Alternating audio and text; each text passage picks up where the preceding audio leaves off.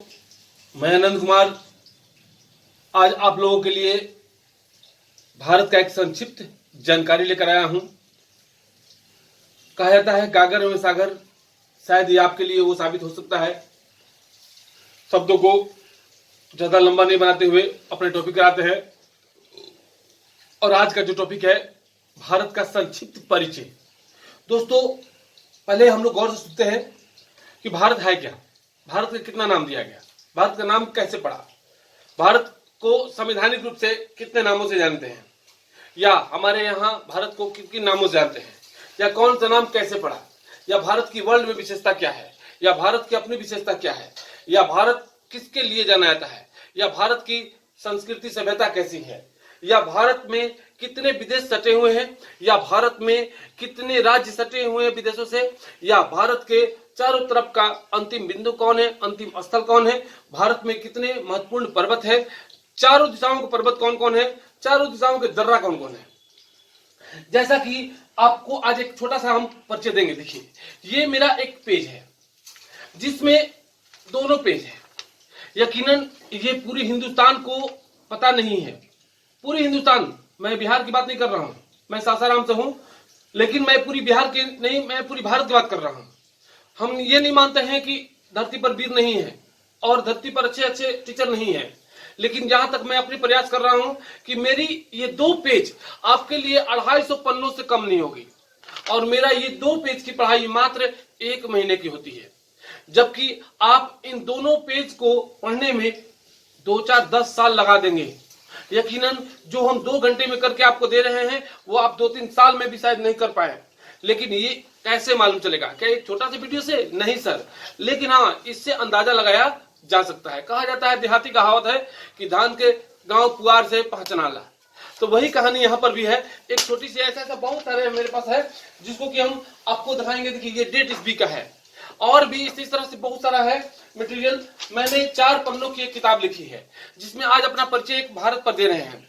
हालांकि इसका नाम दिए हम संक्षिप्त भारत। तो आते हैं, भारत को कितना नाम दिया गया है। दोस्तों, भारत को 5 नामों से जाना जाता है, और वो नाम कौन कौन है? तो वो नाम है भारत का बिहार, BIHAR। हो सकता है ये जानकारी आपको हो, लेकिन इस बिहार को समझा जाए कि भारत का नाम बिहार कैसे पड़ा, या भारत में ये बिहार कैसे शामिल हो गया। तो ये एक शॉर्ट नाम है। जैसे हम लोग दक्षिण देखते हैं, ब्रिक्स देखते हैं, या नाटो देखते हैं, या सार्क देखते हैं, सबको मिलाकर एक संगठन बना दिया गया। उसी तरह से ये एक संगठन के रूप में नहीं है, बल्कि ये नामों का संगठन है। तो आते हैं, पहले नाम दिए हैं भी, तो बी से मतलब हो गया भारत। दुष्यंत के पुत्र राजा भरत के नाम पर शकुंतला और दुष्यंत क्वेश्चन डालता है कि शकुंतला और दुष्यंत के पुत्र के नाम क्या था? भरत। तो उन्हीं के नाम पर यह नाम रखा गया भारत। इसके लंबे पीछे कहानी है, लेकिन समय कम है और वीडियो लंबा बन जाएगा, इसलिए रुकना होगा। लेकिन नाम मालूम चला कि राजा भरत के नाम पर इसका नाम क्या रखा गया? भारत। अब आइए, आई से इंडस, INDUS, इंडस बोलते हैं अंग्रेजी में, और इसका हिंदी नाम है सिंधु नदी। तो इसी सिंधु नदी के नाम पर नाम रखा गया भारत। तो समझ में आ गया, इंडिया का नाम किस नदी के नाम पर रखा गया है? इंडस नदी। इंडस नदी सिंधु नदी को बोलते हैं। अब आइए, एज का नाम है हिंदुस्तान। विश्व का एकमात्र देश जो महासागर के नाम पर रखा गया है वह है हिंदुस्तान। हिंद महासागर और हिंदुस्तान दोनों की कहानी अजीब है। देखिए, जहां तक हिंद महासागर है और हिंदुस्तान है, दोनों में आपको एक ही डिफरेंस मिलेगा कि वो महासागर है या स्थान है। तो यहां तक ध्यान रखिएगा, हिंद एक जाति थी जो यूनान के रहने वाली थी। ऐसा माना जाता है यूनानी लोग भारत में व्यापार करने के लिए हमारे यहाँ आते थे, और जिस मार्ग से आते थे वो जल मार्ग था। उस मार्ग पर उनका नाम दे दिया गया हिंद महासागर, और जिस स्थान पर आकर रुक गए उस स्थान का नाम दिया गया हिंद स्थान, यानी हिंदुस्तान। ये हिंदू का स्थान नहीं है, ये हिंद जातियों का स्थान था, इसलिए नाम दिया गया क्या? हिंदुस्तान। तो हिंद जाति के नाम पर रखा गया है हिंदुस्तान, और एकमात्र ऐसा विश्व में देश भारत है जो महासागर के नाम पर रखा गया है, और उसका नाम पड़ा है हिंदुस्तान। तो अब आइए, आर्यावर्त। दोस्तों, समझिएगा। आर्यावर्त में भी बहुत सारे क्वेश्चन निकलते हैं। आर्य हमारे यहाँ आए थे और वैदिक सभ्यता की उत्पत्ति इन्हीं आर्यों से मानी जाती है। जिंद अवेस्ता नामक पुस्तक जो लिखी गई वो आज उसी का रूपांतरित पुस्तक है ऋग्वेद। तो ऋग्वेद में किसकी जीवनी है? आर्यों की। आर्य भी हमारे यहाँ व्यापार करने आए थे और 1500 से 1000 ईस्वी में ये बीसी में रहे थे।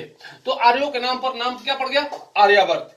मध्य एशिया में ये आए थे और सब सिंधु प्रदेश में आकर रहे थे। तो बहुत सारी इनकी लंबी कहानी है स्पेशल, लेकिन यहाँ आते भारत का परिचय दे रहे हैं। तो यहाँ तो ये छोटा सा प्रदेश है रीवा प्रदेश। इसको कई खंडों में बंटने के कारण छोटे छोटे नामों से जाना जाता था, उसमें एक नाम दिया गया रीवा प्रदेश। तो भारत को कितना नाम दिया गया? 5। कौन कौन?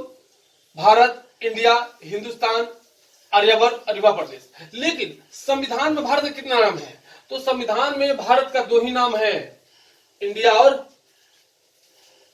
भारत, और बाकी नाम संविधान में नहीं है। संवैधानिक रूप से ये 2 है। तो इसको हटाते हैं और आते हैं हम लोग अगला पॉइंट पर, ये भारत है क्या? तो दोस्तों देखिए, इस भारत को देखा जाए तो विश्व का सबसे खूबसूरत नक्शा भारत का है, समझिएगा। और मैं प्रयास कर रहा हूं कि नक्शा बन जाए। ऐसे तो हूबहू बनाना मुश्किल है, लेकिन एक ढांचा के रूप में हम बनाने का प्रयास करेंगे। शायद आपको पसंद आए, अगर कुछ गलती होगी तो उसको क्षमा करेंगे।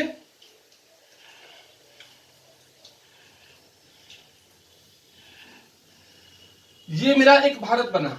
अब देखिए, यहीं से भारत को हम बांट देते हैं और ये मेरा दक्षिणी भारत हो गया और ये मेरा उत्तरी भारत हो गया। दोस्तों, ये इस दक्षिणी भारत को प्रायद्वीपीय भारत के नाम से जानते हैं। किस भारत के नाम से? प्रायद्वीप भारत के नाम से। क्यों? प्रायद्वीप किसे कहते हैं? तो प्रायद्वीप से समझने के लिए पहले हम लोग समझते हैं द्वीप, फिर आता है प्रायद्वीप, फिर आता है डेल्टा, इस तरह से एस्चुअरी वगैरह आ जाता है। तो द्वीप किसे कहते हैं? वैसा स्थल जो चारों तरफ से जल से घिरा हो उसको द्वीप कहते हैं। याद कर लीजिएगा, जैसे श्रीलंका द्वीप, अंडमान निकोबार द्वीप और लक्षद्वीप। उसके बाद बहुत सारे ऐसे ऐसे मिलेंगे जिसमें द्वीप लग गया, इसका मतलब वो चारों तरफ से जल से डूबा हुआ है। कंफर्म रहिए कि द्वीप जहां लग गया वो जल से डूबा हुआ स्थल है, चारों तरफ से जल से घिरा हो। अब देखिए, जो 3 तरफ से जल से घिरा हो वो प्रायद्वीप, और 2 नदियों के मुहाने पर जो बनता है वो डेल्टा। ये नदी द्वारा बनता है। विश्व का सबसे बड़ा डेल्टा भारत में सुंदरबन डेल्टा गंगा और ब्रह्मपुत्र नदी बनाती है। वीडियो लंबा होगा इसलिए शॉर्ट करेंगे। आते हैं प्रायद्वीप। तो दक्षिणी भारत को प्रायद्वीप नाम से जानते हैं। क्यों जानते हैं? क्योंकि ये 3 तरफ से महासागरों से घिरा है, और इसीलिए उत्तरी भारत को नहीं, दक्षिणी भारत को, क्योंकि उत्तरी भारत स्थल मंडल के लिए और दक्षिणी भारत जल मंडल के लिए जाना जाता है। तो दोस्तों, यहां तो हम लोग निकाल लिए अच्छा क्वेश्चन। भारत में जो है ना बहुत सारे जो खाड़ी है, जिसको हम लोग सागर के नाम से जानते हैं। महासागर एक है, हिंद महासागर, लेकिन खाड़ी बहुत सारे हैं और उन खाड़ियों में बहुत बहुत महत्वपूर्ण खाड़ी है। तो आते हैं यहाँ पर। देखिए, ये मेरा भाग पूर्वी हो गया और ये भाग मेरा पश्चिमी हो गया और ये भाग मेरा दक्षिणी हो गया और ये भाग मेरा उत्तरी हो गया और ये भाग जो बना वो मिड हो गया, यानी मध्य भाग।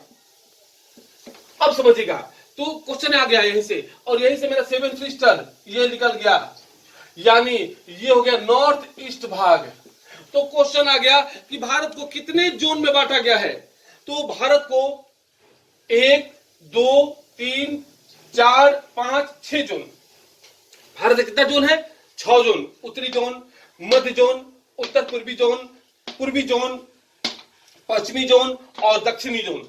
तो दोस्तों, उत्तरी जोन में राज्यों की संख्या कितनी है? तो ये क्वेश्चन बहुत इंपॉर्टेंट है। उत्तरी जोन में 7 राज्य, मध्य जोन में 2 राज्य और उत्तर पूर्वी जोन में 8 राज्य। इसके अलावे पूर्वी जोन में 4 राज्य, दक्षिणी जोन में 8 राज्य और पश्चिमी जोन में 6 राज्य हैं। अब इन राज्यों का नाम भी आपको याद करना होगा, लेकिन पूरी भारत को देखते हुए हम लोग इस राज्य को देखें कौन सा राज्य कहां पर है। आसान है लेकिन लंबा वीडियो बनेगा, इसलिए इसको शॉर्ट करके इंपॉर्टेंट क्वेश्चन निकाले हैं। तो यहां तक क्वेश्चन निकल गया। भारत के कितने जोन में बांटा गया है? अंचल में बांटा गया है। तो अंचल मेरा 6 बन गया। उत्तरी अंचल में कितने राज्य को रखा गया है? 7। उत्तर पूर्वी राज्य में कितने हैं? 8 और पूर्वी अंचल में कितने हैं? 4। मध्य जोन में 2 पश्चिमी जोन में 6, दक्षिणी जोन में 8। तो इस तरह से अब आइए यहां पर देखते हैं कि भारत कितना विदेशों से सटा हुआ है, 7, और कितना राज्य सटा हुआ है, 17। यानी सीधा क्वेश्चन आ गया, भारत में कितना विदेशों की सीमा छूती है, 7, और कितने भारतीय राज्य विदेशी सीमा से सटे हुए हैं, 17। दोस्तों ये बहुत अद्भुत और अनमोल कहानी है। अब इसको हम लोग बहुत सारे ग्राफों में समझेंगे। कैसे सर कि 7 राज्य 7 विदेश कौन कौन है? तो देखिए एक छोटा सा लाइन बोला ना कि हमने 2 पन्ने में एक अद्भुत विषय खत्म किया है। एक पन्ना में ज्योग्राफी और एक पन्ना में पॉलिटिकल, एक पन्ना में इतिहास, एक पन्ना में डेट हिस्ट्री, एक पन्ना में साइंस। और आपको अगर जरूरत हो तो हमारे पास कॉल करके वो पन्ना मंगा सकते हैं। आपको स्पीड पोस्ट से, मैसेज से, जैसे भी हो सुविधा दिया जाएगा। कॉल करेंगे मैसेज के थ्रू या जैसे भी हो, हम आपको वो सुविधा उपलब्ध करा देंगे। यकीनन वो इतिहास रचने वाली पुस्तक बननी है जो 7 पन्ने की एक कहानी है।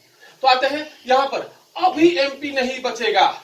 यहां पर देखिए गौर से, अभी एमपी नहीं बचेगा। लाइन आसान है, टेंशन नहीं है, रटना नहीं है सर। हम यही जानते हैं कि क्लास में ही हम लोग याद कराते हैं, पढ़ाते नहीं सर। पढ़ाने के लिए मेरे क्लास ज्वाइन मत कीजिए, याद करने के लिए ज्वाइन कीजिए। क्षमता है याद कराने की, रटवाने की नहीं। रटवाने की क्षमता हिंदुस्तान रखता है, मैं केवल याद कराने की क्षमता रखता हूं। तो यहां पर याद कर लीजिए, अभी एमपी नहीं बचेगा। अब ऊपर में आइए, यहां पर देखिए कि 1 4 4 4 और फिर 5 5 5। ये रहस्य आपको बड़ा लग रहा होगा। तो क्वेश्चन आ गया कि भारत में सटने वाला पहला देश कौन है? तो अफगानिस्तान। अफगानिस्तान। और फिर आइए भूटान। दूसरा है म्यांमार। अगर मां होता तो मालदीव होता सर, लेकिन यह क्या है? म है। कंफ्यूजन दूर कर लीजिएगा, मां नहीं है, म है। और पी से अपना राण पाकिस्तान। राण क्यों बोलते हैं? क्योंकि ये पंगु राज है। कैसा राज है? पंगु राज। यानी इसका रहस्य बताएंगे, या जान भी गए होंगे आप क्यों बोला गया इसको। अब देखिए, न से है नेपाल, और ब से बना बांग्लादेश, और च से बना कोरोना देश, चीन। अति महत्वपूर्ण है, पूरा विश्व को समझा दिया कि मेरी औकात क्या है। तो आइए औकात देखते हैं भारत की, कि भारत कितने विदेशों से सटा हुआ है, 7। देखिए कैसे कैसे 7 बना। तो अफगानिस्तान कितने भारतीय राज्य को छूता है? 1। और भूटान कितने भारतीय राज्य को? 4। वो राज्य समय मिलेगा तो बता देंगे कैसे हो, नहीं तो अगला वीडियो में आपको देंगे। म्यांमार, म्यांमार कितने राज्य को छूता है? 4। पाकिस्तान कितने राज्य को छूता है? 4। नेपाल कितने राज्य को? 5। बांग्लादेश कितने राज्य को? 5। चीन कितने राज्य को? 5। तो छोटा सा समझिएगा, जैसे हमने बोला मीना अरुण की मणि है, मीना अरुण की मणि है, तो आपको समझ में आ गया होगा। मी से हो गया मिजोरम, ना से हो गया नागालैंड, अरुणाचल प्रदेश और मणिपुर। ये 4 ही राज्य है जो म्यांमार से सटे हुए हैं। उसी तरह से हमने वो बोला ना पंगु राज, पंजाब, गुजरात, राजस्थान और जम्मू कश्मीर। तो इस तरह से यहां से मेरा ये 17 राज्य हो गए। तो उसी तरह से देखिए, इसको हम लोग डालते हैं मित्र में आप, मित्र में आप, बहुत इंपॉर्टेंट है। मिजोरम, त्रिपुरा, मेघालय, असम और पश्चिम बंगाल, 5 राज्य हो गए। दोस्तों इस पर बहुत लंबी कहानी बनेगी, लेकिन समझिएगा कि 10 ऐसे भारतीय राज्य हैं जो केवल एक विदेशों की सीमा को छूते हैं, और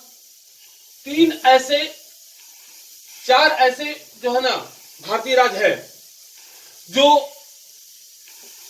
3 विदेशों की सीमा को छूती है, और 2 ऐसे राज्य है, 4 10 14 3 17, 3 ऐसे भारतीय राज्य है जो 2 विदेशों की सीमा को छूती है। तो ये भी क्वेश्चन निकलता है कि भारत में ऐसे कितने राज्य हैं जिनकी सीमा केवल एक देश से लगी हुई है, तो वो है 10 राज्य। और कितने ऐसे राज्य हैं जो 3 देशों की सीमा को छूती है, तो वह है 4 राज्य। और कितने ऐसे भारतीय राज्य है जो केवल 2 विदेशों की सीमा को छूती है, वो है 3 राज्य। तो स्थिति को समझिएगा, इस पर लंबा कहानी बनेगा। मैंने बोला मीना अरुण की मणि है, जैसे जम्मू कश्मीर केवल अफगानिस्तान को छूता है, जम्मू एंड कश्मीर। तो वही कहानी हमने दिया कि अभी एमपी नहीं बचेगा, अफगानिस्तान, भूटान, म्यांमार, पाकिस्तान, नेपाल, बांग्लादेश, चीन। तो समझिएगा, अब क्वेश्चन डालता है सबसे बड़ा भारत में सकने वाला विदेशी देश कौन है, तो यह है बांग्लादेश। हम अपने एक पेज में ये सारे ग्राफ को दर्शा चुके हैं। मेरा मिनटों का काम आपको वर्षों में खत्म होने वाली है, लेकिन अगर हम चाहें तो 1 घंटे में आपका 1 वर्ष की पढ़ाई हुई खत्म कर सकते हैं। यकीनन ये आपको फॉल्स लगेगा, मजाक लगेगा, लेकिन ये हकीकत है। तो हकीकत को आगे बढ़ाते हैं। देखिए, जैसे बांग्लादेश है सबसे ज्यादा सीमा रेखा भारत में बनाने वाला, दूसरा है चीन, क्वेश्चन डाला हुआ है परीक्षा में, और तीसरा है पाकिस्तान 3310, जो ये लगभग में डाटा आता है। लेकिन दोस्तों, हम लोग यहां से निकाले भारत के अंचल, भारत में सटने वाले विदेशी देश, भारत में सटने वाले विदेशी राज्य जो महत्वपूर्ण है। उसी तरह से यहां से हम लोग चारों दिशाओं का बिंदु निकाल लें। तो उत्तर का अंतिम बिंदु कौन है, तो इंदिरा कॉल। अब देखिए, दक्षिण का अंतिम बिंदु कौन है, IPP, Indira point, Pygmalion point, Parsons point. तो दोस्तों, उसके बाद पूरब का अंतिम बिंदु कौन है, बलांगू, जो अरुणाचल प्रदेश में स्थित है। भारत का सूर्योदय का पहला देश कौन है, तो राज्य है अरुणाचल प्रदेश। भारत में सबसे पहले सूर्योदय होता है अरुणाचल प्रदेश में। और भारत का गलियारा बोला जाता है मध्य प्रदेश को। देखिए, मध्य में है तो मध्य प्रदेश, उत्तर में है तो उत्तर प्रदेश। तो इस तरह से बहुत सारे राज्यों के नामकरण उनके विशेषताओं के नाम पर रखा गया है। जैसे 3 तरफ से बांग्लादेश से घेरा है तो त्रिपुरा, क्वेश्चन पूछा है पूरा का पूरा यानी त्रिपुरा, केवल बांग्लादेश को 3 तरफ से घेरता है। तो आते हैं यहां पर, आइए, पश्चिम का अंतिम बिंदु सर क्रीक। तो मेरा चारों बिंदु निकल गया, Indira point, Pygmalion point, Parsons point. ये दक्षिण का अंतिम बिंदु है, स्थल नहीं है। और देखिए, ये बलांगू अरुणाचल प्रदेश में अंतिम बिंदु है, और ये इंदिरा कॉल उत्तर का अंतिम बिंदु है। लेकिन स्थल को निकाला जाए तो ये उत्तर का अंतिम स्थल है लेह, दक्षिण का अंतिम स्थल है जो तमिलनाडु में है कन्याकुमारी। क्वेश्चन पूछता है कन्याकुमारी किस राज्य में है, तो ये तमिलनाडु में, और केरल और तमिलनाडु की बिल्कुल सीमा पर, बिल्कुल दोनों के नोक पर बसा हुआ है। मैप को देखेंगे तो याद हो जाएगा। अब देखिए, पूरब का अंतिम बिंदु किबुथु, जो अरुणाचल प्रदेश में है, ये अंतिम स्थल है, ये अंतिम बिंदु है। बलांगू अंतिम बिंदु और किबुथु अंतिम स्थल। और पूरब का, पश्चिम का अंतिम स्थल द्वारिका, जो गुजरात में है। तो मैंने एक स्थल भी निकाल दिया। अब देखिए, बिंदु निकल गया, स्थल निकल गया, चारों दिशाओं में अंचल निकल गया। लेकिन अब आते हैं पर्वत। उत्तर का सबसे ऊंचा पर्वत जो है ना, माउंट एवरेस्ट, जिसको हम लोग हिमालय बोलते हैं और कई नामों से, सागर माथा हिमालय, और जो है ना चमांगचुंग थांगला, तो अलग अलग नामों से जाना है। तो ये हो गया उत्तर का अंतिम सबसे ऊंचा पर्वत माउंट एवरेस्ट। दक्षिण का ऊंचा पर्वत अनाई मुंडी, बहुत इंपॉर्टेंट है, अनाई मुंडी। और पूरब का सबसे ऊंचा पर्वत महेंद्रगिरी, क्वेश्चन पूछता है महेंद्रगिरी। और पश्चिम का सबसे ऊंचा पर्वत अरावली। इसी तरह से मैप आप स्केच करके साफ सुथरा बनाएंगे। समझाने क्रम में हचक हो रहा है, होगा, बहुत सारे चीजों को लाद दिया गया है, लेकिन समय ज्यादा नहीं लेंगे वरना आपके पास ये वीडियो नहीं जा पाएगा। तो आइए, यहाँ पर ये कहां उत्पत्ति हुआ, नेपाल में है। कहां पर, भारत में। एवरेस्ट की उत्पत्ति कहां हुई, नेपाल में, और है कहां, भारत में। और ये उड़ीसा में। महेंद्रगिरी कहां के पर्वत है, उड़ीसा की। और अराईमुंडी तमिलनाडु की। और द्वारिका, ये अरावली, ये राजस्थान से दिल्ली तक। तो मध्य में कौन सा ऊंचा पर्वत है, सतपुड़ा। अब आइए, यहाँ का सबसे ऊंचा चोटी या शिखर K2, जिसको गाडविन अस्टिक के नाम से जानते हैं। अब आइए, सतपुड़ा का सबसे ऊंचा चोटी का नाम क्या है, तो इसका सबसे ऊंचा चोटी, चलिए ध्यान पर नहीं आ रहा है, बता रहे हैं हमको, लेकिन अरावली का सबसे ऊंचा चोटी का नाम क्या है? गुरु शिखर, गुरु शिखर है। और अनाई मुंडी का सबसे ऊंचा अन्नामलाई, अन्नामलाई। तो इस तरह से महेंद्रगिरी का ऊंचा चोटी नहीं मिलता है। तो समझिएगा कि बहुत सारे जो है ना हम लोग पर्वत निकाले, बिंदु निकाले, स्थल निकाले, अभी और बहुत सारे कहानी इस पर निकलेगा कि भारत की लंबाई चौड़ाई कितनी है। तो देखिएगा, पहले हम लोग अक्षांशीय और देशांतरीय विस्तार निकाले कि 8 डिग्री 4 मिनट से 37 डिग्री 6 मिनट उत्तरी अक्षांश, यह अक्षांशीय विस्तार है। भारत का अक्षांशीय विस्तार पूछेगा तो 8 डिग्री 4 मिनट से 37 डिग्री 6 मिनट, यानी अंतर पकड़िए, लगभग 30 डिग्री का अंतर आ रहा है। लेकिन अगर संपूर्ण भारत कह देगा तो ये 6 डिग्री हो जाएगा। 6 डिग्री से लेकर 37 डिग्री उत्तरी अक्षांश, ये हो गया अक्षांशीय विस्तार। भारत का अक्षांशीय विस्तार कितना? 8 डिग्री 4 मिनट से 37 डिग्री 6 मिनट। अब आइए देशांतरीय विस्तार। तो देशांतरीय विस्तार में भी 30 डिग्री का अंतर आएगा, यानी देशांतरीय विस्तार में 68 डिग्री 7 मिनट से 97 डिग्री 25 मिनट अंतर निकालिए, लगभग 30 डिग्री का। तो भारत के अक्षांशीय और देशांतरीय विस्तार में कितना का अंतर आता है? लगभग 30 डिग्री का। ये भी क्वेश्चन डालता है। और इसी के कारण भारत में उत्तर और दक्षिण में समय का अंतर कितना आता है? 2 घंटे का। 2 घंटे का समय अंतराल आता है। तो समझिएगा, ये भी क्वेश्चन इंपॉर्टेंट है। अक्षांशीय विस्तार निकाले, देशांतरीय विस्तार निकाले। अब यही से क्वेश्चन आता है कि 23.5 डिग्री भारत के कितने राज्य को काटती है? 8 राज्य। अब देखिए, इस पर भी लंबा कहानी बनेगा, लेकिन ये बांटने वाली रेखा कौन है? कर्क। यही कर्क रेखा उत्तरी भारत और दक्षिणी भारत को बांटती है। यानी कर्क रेखा किसको किसको बांटती है? तो उत्तरी भारत और दक्षिणी भारत। उत्तरी भारत में स्थल मंडल, दक्षिणी भारत में जल मंडल। ये भी क्वेश्चन डालता है। और कितने राज्यों से होकर गुजरती है? 8। लेकिन भारत में समय कितना मापा जाता है? 82.5 डिग्री।